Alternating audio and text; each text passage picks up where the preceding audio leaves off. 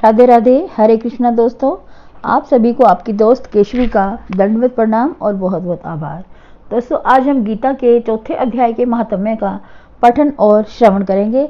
तो चलिए चलते हैं गीता के चौथे अध्याय के महात्म्य के पठन और श्रवण की ओर।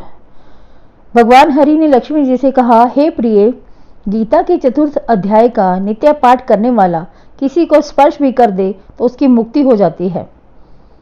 इसी संदर्भ में मैं अब तुम्हें एक आख्यान सुनाता हूँ। पुरातन काल में जानवी नदी के तट पर बसी कांचीपुरी नगरी में एक मुनि का आश्रम था। वह योगनिष्ठ मुनि श्रीमद् भागवत गीता के चतुर्थ अध्याय का नित्य पाठ करता था। फलस्वरूप उनका चित्त शुद्ध हो गया था। उन्हें प्राकृतिक आपदाएं बिल्कुल भी त्रस्त नहीं करती थी। वह पूर्ण संतुष्ट थे। एक समय की बात है कि वे देव दर्शनों के निमित्त यात्रा पर निकले। यात्रा काल में पद यात्रा अधिक होने के कारण उनका शरीर श्रांत हो गया। वह विश्राम करने के उद्देश्य से बेर की झाड़ियों तले लेट गए।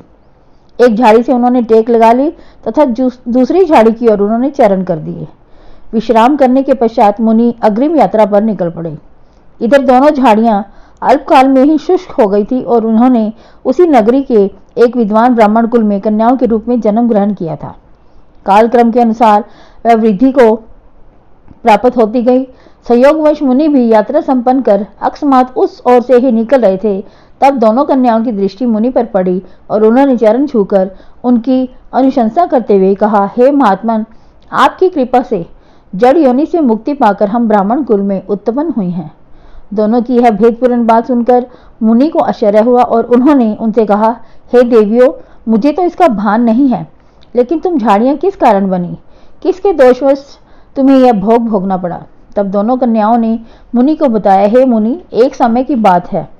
गोदावरी की तटवर्ती भूमि पर एक तपोनिष्ठ भीषण गर्मी में भी प्रचंड अग्नि के मध्य स्थित रहकर और शीत ऋतु में शीतल जल में रहकर तप किया करते थे। इंद्रिय स्वयं वह तपोनिष्ठ अंतर्मुखी थे। उनके कठोर तप से भयभीत देवराज इंद्र ने हम दोनों को मुनि की तपस्या में विघ्न उपस्थित करने के लिए भेजा था। इंद्र के आदेश से हम मुनि की तपस्या भंग करने के लिए वहां पहुंची। उस समय मुनि तप में लीन थे। हम दोनों ने वाद्य वादन, गायन, नृत्य व भाव भंगिमाओं द्वारा मुनि को आकर्षित करना चाहा। जब हम यह सब कर रही थी, एकाएक मुनि ने नेत्र खोले और हमको देखकर क्रोधित हो गए। उन्होंने हमें शाप दिया कि तुम दोनों गंगा के तट पर बेर की झाड़ियां बन जाओ। शाप के कारण हम कांपने लगी। हमने करबद्ध हो मुनि से प्रार्थना की कि हे महात्मन, इसमें हमारा तनिक भी दोष नहीं है। देवराज इंद्र के आदेश से ही हम यह कृत्य करने को विवश थी। वस्तु स्थिति का ज्ञान होने पर मुनि का क्रोध शांत हुआ और उन्होंने मुक्ति का उपाय बताते हुए कहा, जब कोई आत्मज्ञाता तपस्वी तुम्हारा स्पर्श करेगा तब तुम्हारी मुक्ति होगी, लेकिन तुम्हारी स्मरण शक्ति यथावत बनी रहेगी। उन दोनों ने कहा, हे महात्मन, जब हम झाड़ी के रूप में थी तब आपने ही अपने स्पर्श और गीता के चतुर्थ अध्याय का पाठ सुनाकर हमें मुक्ति दिलाई थी। तत्पश्चात उन्होंने मुनि को प्रणाम कर वहां से प्रस्थान किया। मुनि भी अपने आश्रम की ओर चल दिए।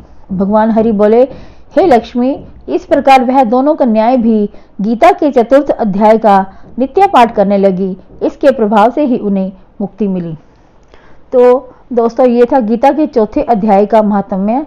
अब आपके गीता के 5वें अध्याय के महात्म्य में फिर से मुलाकात होगी। तब तक अपनी दोस्त केशवी को आज्ञा दीजिए। राधे राधे, हरे कृष्णा।